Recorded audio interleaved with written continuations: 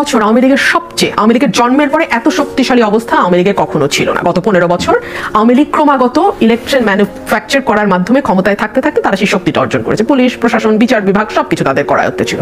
সেই সময় আমি আওয়ামী লীগের বিরুদ্ধে খুব শক্তভাবে কথা বলেছি এবং প্রতিপক্ষ যখন শক্ত থাকে শক্তিশালী থাকে তখনই প্রতিপক্ষের সঙ্গে লড়াইটা করা যায়। আমি ওই যোদ্ধা নই যে প্রতিপক্ষের হাত থেকে যখন তলোয়ার পড়ে যায় তখন আমি আমার তলোয়ারটা দিয়ে প্রতিপক্ষকে আঘাত করি। আজকে আপনার অনুষ্ঠানের মাধ্যমে আমি খুব স্পষ্ট করলাম। অনেকেই প্রশ্ন করে যে আপনি তো সবচেয়ে শক্তিশালী ভয়েসটা ছিলেন আওয়ামী লীগের সময়, এখন আপনার কথা অতটা আওয়ামী বিরোধী মনে হয় না কেন? তার এক নম্বর কারণ হচ্ছে আমার প্রতিপক্ষ আসলেই ডুবে গেছে। এবং আমি যখন আওয়ামী লীগের সঙ্গে টকশোতে বসতাম, বিশেষ করে 24-এর ইলেকশনের আগে আমি বলেছিলাম আপনাদের এমন পতন হবে যে আপনাদের সম্পর্কে টকশোতে এসে একটা আওয়াজ করবে এই লোকও আপনারা খুঁজে পাবেন না, দেশ ছেড়ে আপনাদেরকে পালাতে হবে। আল্লাহর কি ইচ্ছা এক্স্যাক্টলি তাই হলো, এক্স্যাক্টলি। না হলে আপনি বলেন একটা আওয়ামী সুশীল, একটা আওয়ামী লিডার আর একটা বিএনপি, এই নিয়ে কি আমাদের 15 বছরের টকশোর ময়দানগুলো চলে নাই? তাই না? এখন বিপ্লবী, অতি বিপ্লবী, বিদেশি বিপ্লবী, অ্যাবসলিউটলি এটা সবচেয়ে বড়। আমি সেই কাপুরুষ পরিবার থেকে আসি নাই, আমার রক্ত সেই কাপুরুষতাকে সমর্থন করে না। সো যেটা ন্যায্য, যেটা ন্যায়সঙ্গত আমি সেটাই বলবো। এটা কার পক্ষে গেল কার বিপক্ষে গেল আমার কিচ্ছু যায় আসে না।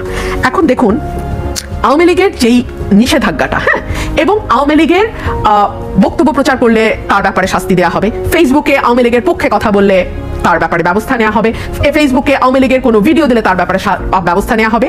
দুটো দল, দ্বিদলীয় ব্যবস্থা তো ছিল এত বছর, ফিক্সড ভোট বা রিজার্ভ ভোট কনজারভেটিভলি আওয়ামী লীগের 30, বিএনপির 30, কেউ কেউ বলে 33, মাঝখানে আমি 33 ধরি 6 মাঝখানে থাকে 34%, যেই ভোটটা সুইং ভোট, তারা কোনো দল করে না, কোনো মতের মধ্যে তারা নাই, যখন যেই দলকে তাদের ভালো মনে হয় মোটামুটি জগে যে আপনারা কিরকম আচরণ করা হচ্ছে দলটির সঙ্গে। দলটিকে যদি স্বাভাবিকভাবে মরতে দিতেন তাহলে কিন্তু মানুষ ফিরেও তাকাতো না, কিন্তু দলটিকে আপনি নানানভাবে কর্নার করার মধ্যে দিয়ে আপনি কিন্তু দলটিকে আরো শক্তিশালী করছেন, আরো দীর্ঘ সময়ের জন্য দলটি যাতে মাঠে টিকে থাকে আপনি সেই ব্যবস্থা করছেন। পাবলিক সিম্প্যাথি ওভার, একদম তাই। এবং বাংলাদেশের মানুষ বিশ্বাস করেন, মানে আমি যেটা কি বলবো, ব্রিটিশ ওয়েদারের মতো, এই বৃষ্টি এই রোদ, এই বৃষ্টি এই রোদ। সো এখনই তারা হয়তো আওয়ামী লীগকে একেবারে ধুয়ে মুছে, যেই মুহূর্তে আওয়ামী লীগ পড়ে গেল সেই মুহূর্ত থেকে দেখবেন একটু একটু একটু একটু করে মানুষের সিম্প্যাথি সেই দিকে যাওয়া শুরু করলো। বেশি পিটালে মানুষ তখন চোরের পক্ষে।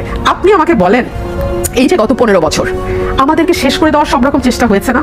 একটা দলকে শেষ করতে আর কি লাগে? আমাদের টপ লিডারশিপকে জেলে নেওয়া হয়েছে, আমাদের সেকেন্ড লিডারকে বাংলাদেশে আসতে দেওয়া হয়নি, আমাদের থার্ড লিডার মির্জা ফখরুল ইসলাম আলমগীর এই বয়সে কতবার জেলে গেছে আমি জানিও না। ওনার বিরুদ্ধে 100টা মামলা, মির্জা ফখরুলের বিরুদ্ধে 100টা মামলা করেছে আওয়ামী লীগ, দফায় দফায় ওনাকে কারাগারে দিয়েছে। স্ট্যান্ডিং কমিটির এমন কোনো নেতা নাই যার বিরুদ্ধে কয়েকশো করে মহাজনে কাঁদতে কাঁদতে বলছিল যে রিক্সা চালায়, উবার চালায়, হ্যাঁ উবার তো একটু ভালো অবস্থায় চালায়, তারপরে ফুড পান্ডা পাঠাওতে ওরা কাজ করে।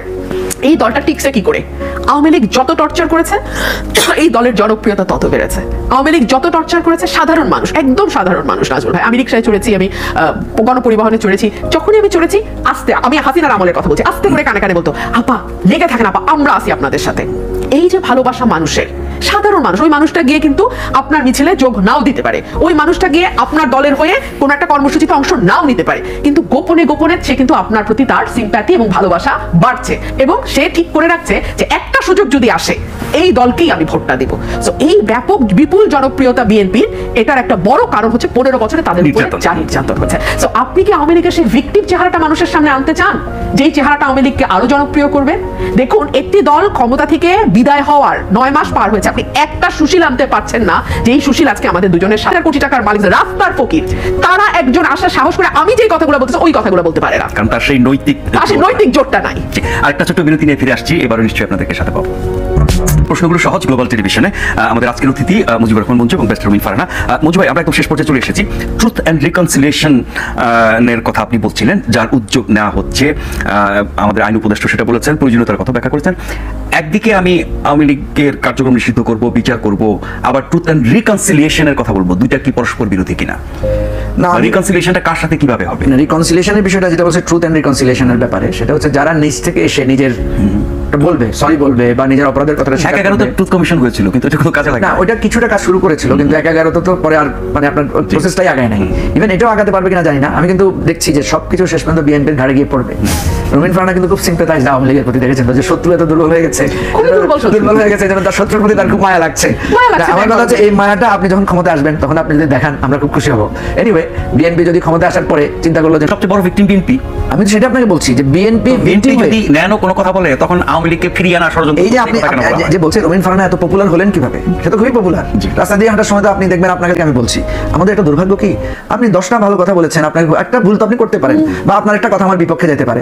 আমাদের অসহিষ্ণুতাটা এমন জায়গায় যে রুমিন ফারহানা 10টা ভালো কথা বললো, 11টার জায়গায় আমার সম্পর্কে একটু খারাপ কথা বললো কেন, আমার ওই 10টা কথা পুরোটাই আমি মনে করছি যে তার কিছুই মূল্য থাকলো না। এখন দেখেন বিএনপি যে সিম্পেথিটা অর্জন করেছে, মার খেয়ে খেয়ে জেলে গিয়ে গিয়ে করে কোনো ফায়দা তো হয় নাই। কারণ আওয়ামী লীগ তার ওই সিম্পেথি, তার যে জনভোট বলেছে, যে লোকটা বলেছে যে আমি চাই পারলে আপনাকে ভোট দিব, ওর ভোট পাওয়ার জায়গাটাই তো বন্ধ করে দিয়েছে আওয়ামী লীগ।